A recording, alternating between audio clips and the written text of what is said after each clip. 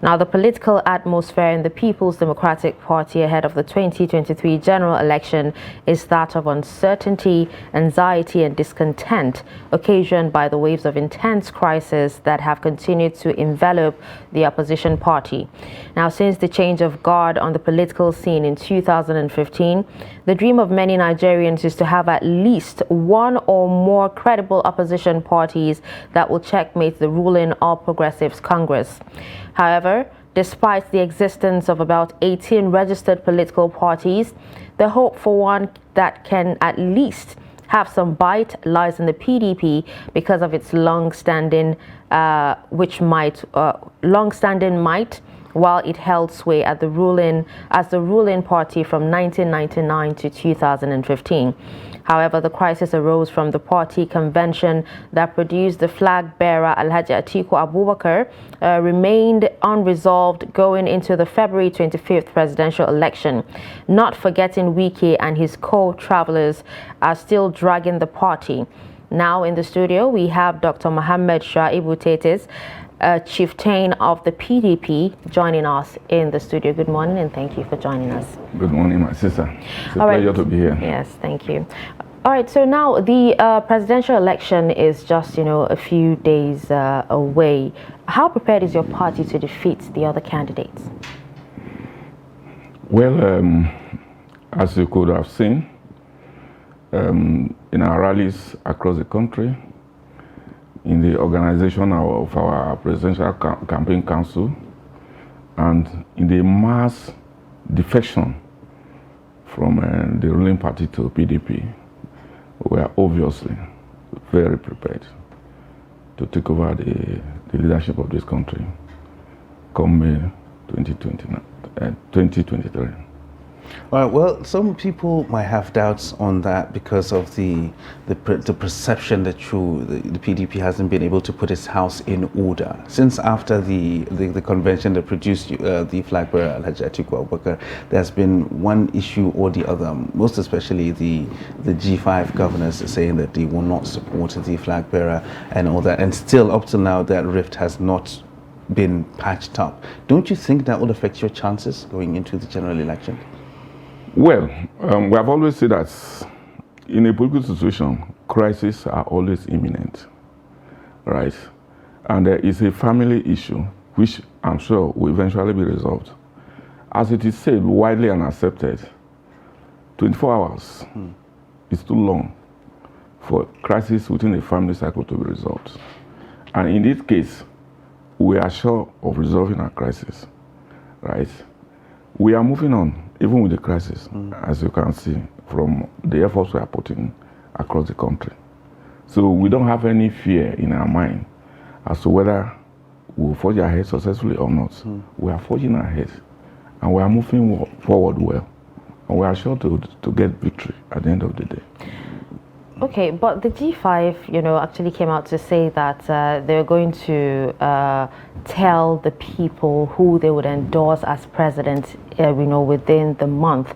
We're actually still yet to hear from them. But, looking at that, what happens once they endorse a candidate, that's not Atiku Abubakar? Well, with the current Electoral Act that actually enfranchise voters to make their choice, and that every Nigerian now believe that their votes will count. The influence of individuals has been greatly reduced, right? So a leader can say, okay, I want a particular constituency to vote towards a particular candidate or in a particular direction, but definitely it's not going to be the one to vote. So every voter has one chance to vote. Every governor has one vote. Every person that is a party member has one vote. Every Nigerian has one vote. No single person has more than a vote. And the known tradition of ballot snatching, manipulation of votes, those days are gone. The beavers has come to modernize a lot of things. So with technology in place, And of course, with the effort we are putting, we are moving from ward to wards, right? From polling unit to polling unit. So it's not what one single person says that matters or that will happen eventually. So are you saying now that the G5 governors are actually overestimating their own influence? Because if the choice of who they back doesn't matter, then you're saying that the influence that they believe they have, they actually do not have it. It might not be as much as they think they have. And Nigerians are aware of that, right? No one single person. That's why when they talk of endorsement, this person has endorsed this one has endorsed that, it doesn't really work now. Because individuals, they've gone through this stress of bad leadership over the years. They've gone through the stress of queuing for fuel on a daily basis, through the nights. They've gone through the markets where they cannot even afford to get what they want to get. They've gone through massive unemployment. They've gone through massive insecurity. And insecurity has no discrimination. Whether you are in PDP, you are NPC, you are a Muslim, you are a Christian, it cuts across everyone. So individuals will make up their mind. Where do they want to move from here? Do they want to continue the current hardship? Or do they want a change? And who can bring that change? It's a party that has led this country before. Between 1999 and 2015, we saw massive growth in our economy. Insecurity was not as severe as it is now. Unemployment was not what it is now. It's now incredible at 31%. So Nigerians, they are aware of what is happening. And they are making up their mind. We have about 4 or 5 weeks more to tell them. That's why we are very vigorous in our campaigns. We are moving from one state to the other, organizing people, telling them our manifesto. Not only telling them, we're telling them how we want to execute this, how we want to change the current orientation of consumption to production, right? How we want small-scale industries to emerge and flourish. How we want the economy to come back again. Our GDP is deplorable. It cannot continue, right? So before we move on from the issue of the G5 governors, I just want to ask this question: Is the PDP willing to roll the dice, and against the hope that Nigerians will actually see through the smokescreen and vote as Nigerians, not as the followership of those particular governors? Is the PDP willing to take that chance? Well, as a party, it will not be our interest to lose one single person or to have any diversion of any sort. But we are also ready to march on and treat situations as we come across them, right? If the G5, for whatever reason, remain adamant to make progress, we will not also remain standstill. That's why we are moving on, hoping and dialoguing to ensure that we have a meeting point and then move forward. And don't forget, the G5, they are Nigerians. They are interested in the welfare and well-being of Nigerians. They want Nigeria that they will be proud of. They want Nigeria that there will be peace. They want Nigeria that there will be growth and development. So they are not non-Nigerians. And of course, they want to see a new Nigeria where things work. And they have repeated severally in all the fora that they remain members of PDP. I've never heard any of them saying that we have defected to either the ruling party or any of the other 17 parties that are in the contest. It means their fortune still lies in the PDP, because some of them are actually, looking for example, one of the governors is seeking re-election on the PDP ticket, while 3 others who are serving out their second term, are seeking Senate seats still under the party. Do you think their chances will be hurt in any way for not even campaigning for the presidential candidate? In as much as we talk of technology and how it's going to affect the voting pattern in the next election, an average Nigerian voter is not as sophisticated to the extent we think he or she is.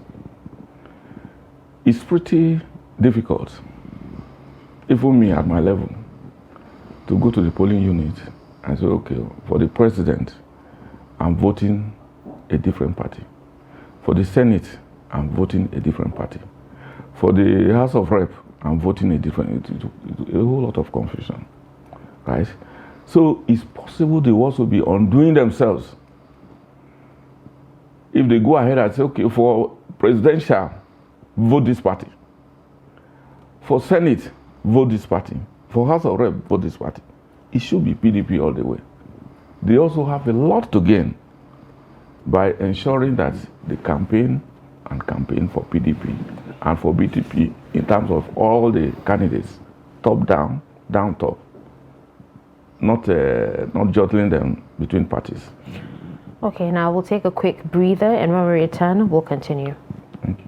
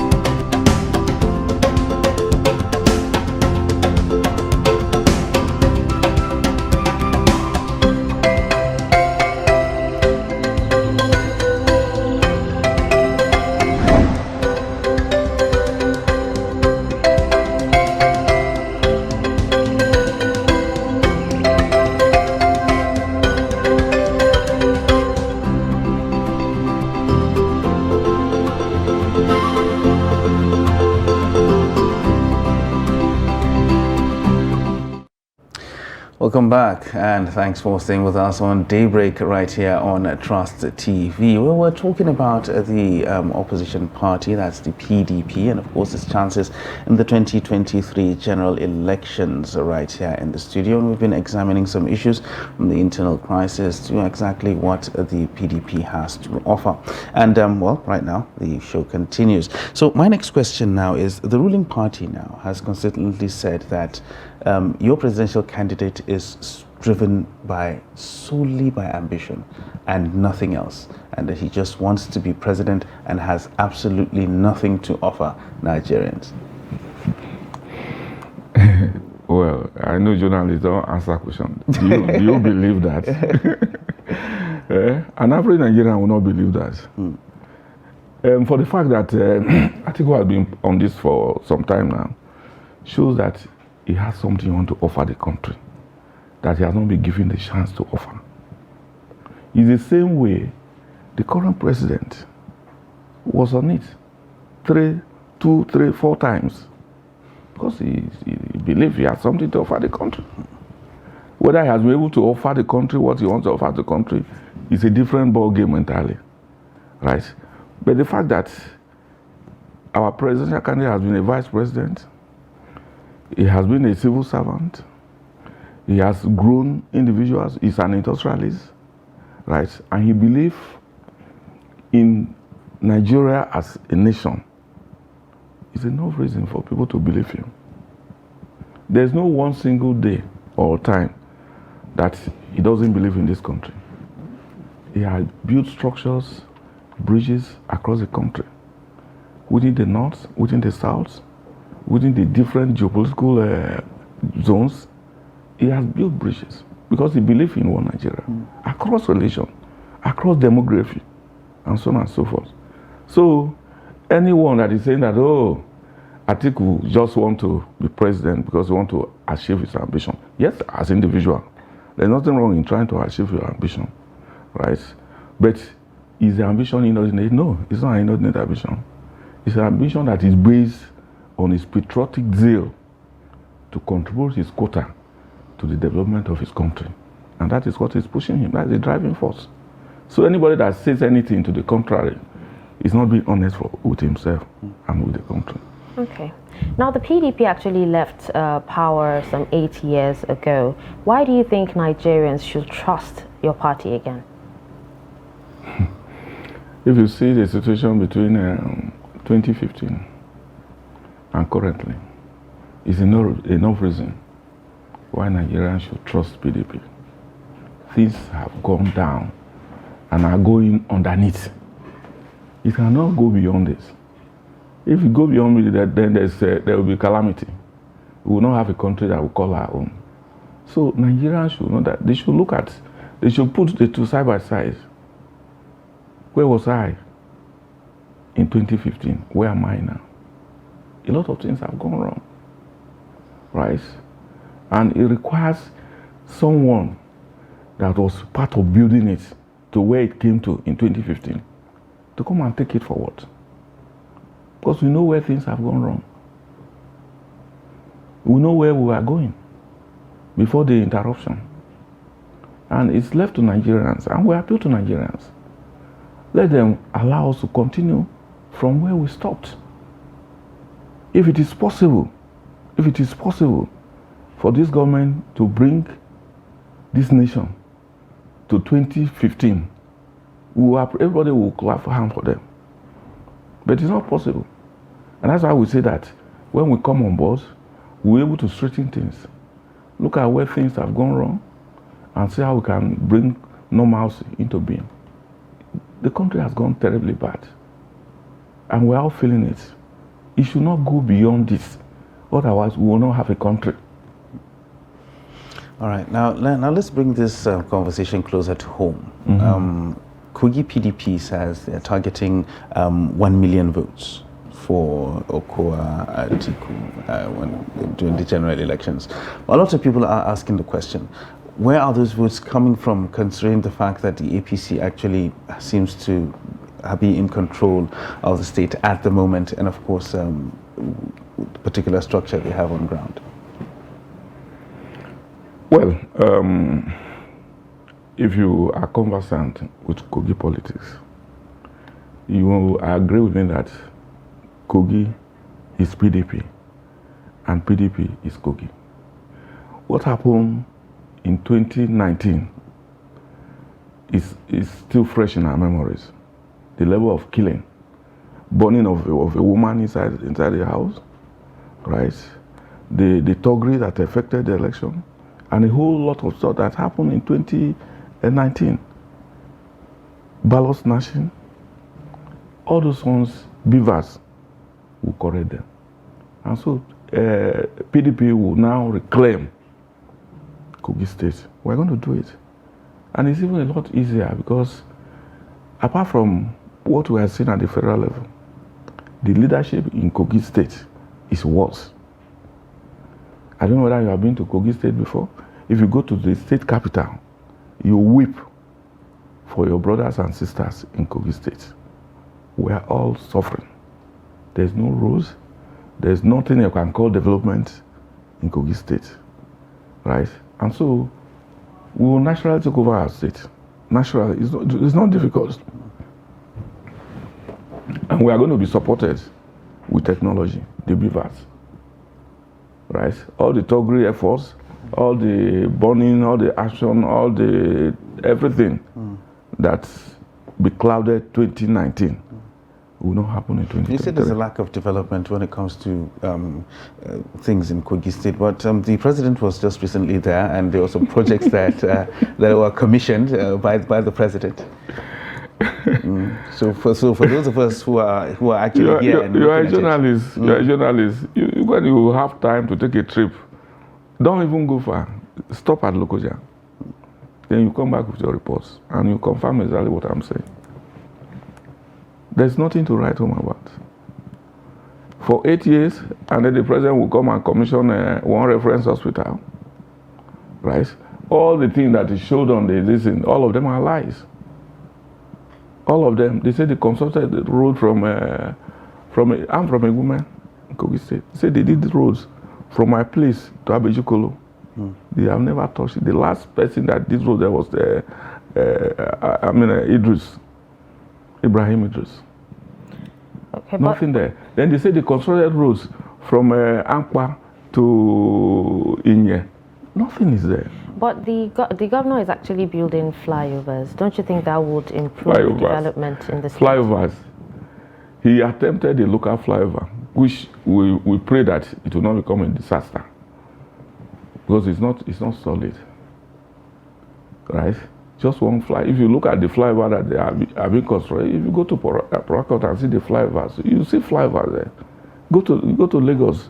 Lagos is a APC state, yes. Go there and see flyover. That's why I say if you take a trip to Lokoja, don't go far. Just stop at Lokoja.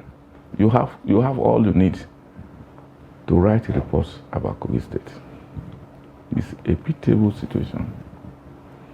And with that, it will not be a difficult sell, right, to sell Atiku Abubakar and get 1 million votes that we are promising. If you go to the part of the state that I come from, that is Kogi East, right, we predominantly PDP, right? APC just struggling, using their financial might and their government apparatus, to think that they are doing well. They are not doing well.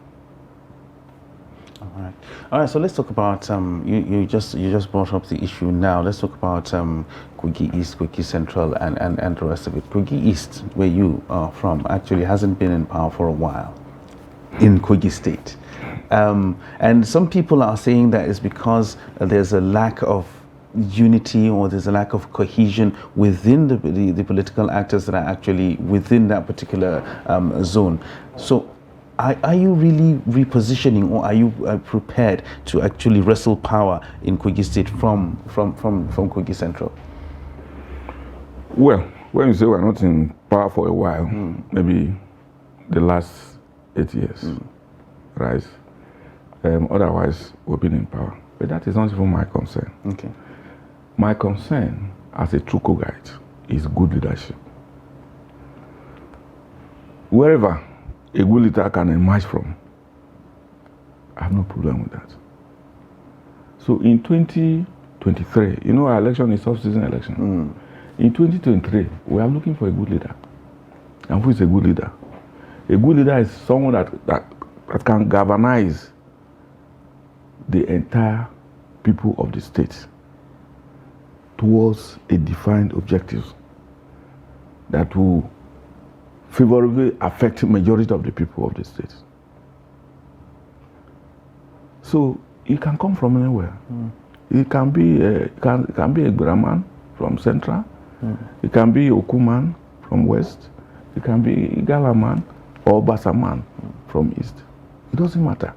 And personally, I'm one of the group that will preach good governance, not sectional representation.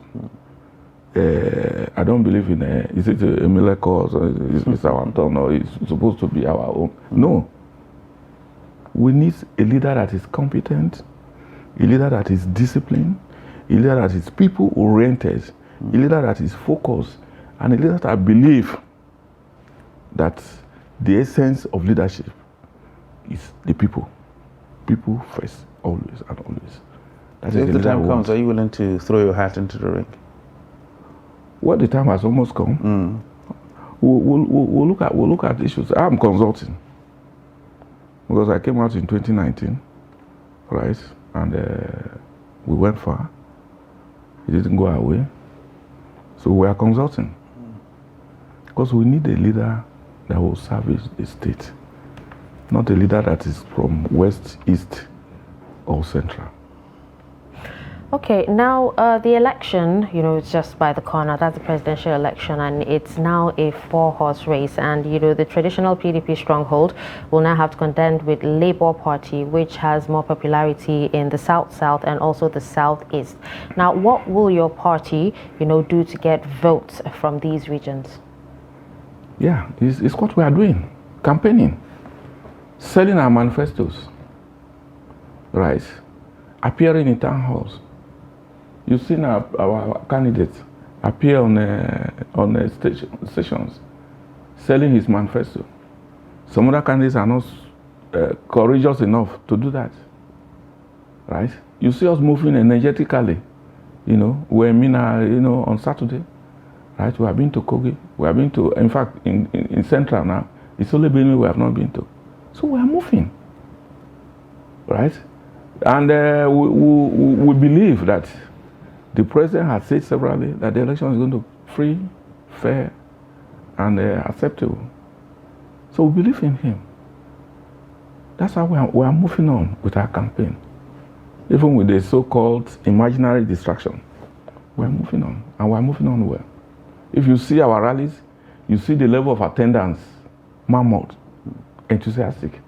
You see rallies of opposition, and you see them still shouting, say Atiku. Say article, even in a rally organized by opposition, you see the overwhelming agreement of Nigerians that yes, we need to rescue this country. Well, aren't you worried that the Labour Party, being very popular in those regions, will impact on your votes, despite the campaign? No, in strategy, you don't undermine another person's strategy, right? They are doing their own, the way they feel they can do it. So all we need to do is to be focused on our own strategy, right? And then work on the results. Yeah, the Labour Party is on. We cannot say they should not campaign. We know that, yes, they will take some votes, not from PDP alone, from all the other parties, right? And vice versa.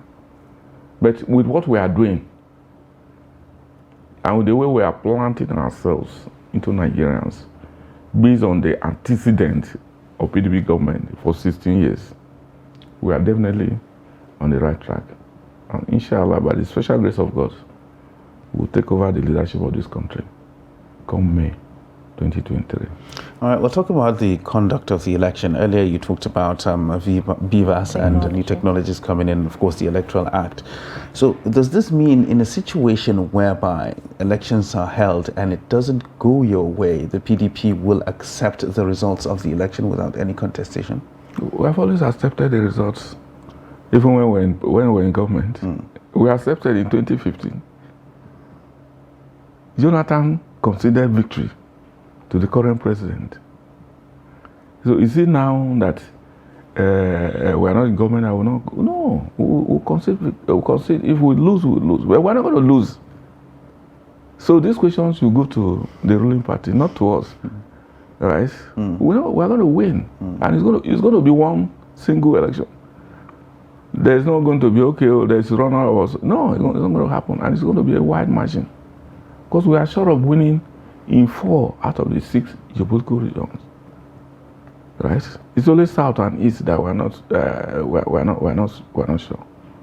I mean, yes, west and east that we're not sure. We're sure of south, central, west, and that's northwest, right? And then northeast, for sure. Okay, now vote buying is actually one other issue, when it comes to elections. Do you think the redesigning of Naira notes will have an effect on, the elections, especially when it comes to vote buying? This election, let me tell you, people who attempt to trade votes, to sell and buy votes, but the voters, they vote their conscience. And it's going to happen. So any politician that believes is going to use money to buy votes and then keep the electorates in penury for the next 4 years is just deceiving himself. You can spend as much as you want to spend. The electorates are wiser now. And with technology, manipulation is almost going to be zero. So we are not scared, right? All I will appeal to Nigerians is that, look, this country belongs to us. Vote your conscience. Vote the right person. Remember you have children. Remember you don't have any other country apart this. Collect your PVC and be ready to discharge your duty. Because it is said that bad government is always elected by people that do not vote. Those are the people that elect bad government. So I appeal to Nigerians, collect your voters' cards, make sure you vote your conscience, don't be influenced by money or by one single person that believes he has influence over you and you want to have influence over you continuously and perpetually. Don't do that. Remain yourself and build your country for yourself. No single person will do it for us. All right. It is our responsibility to do it. Well, thank you so much. We really appreciate your time, and thank you so much for coming in to discuss, this very interesting topic with us on Daybreak this beautiful morning. Thank you so much.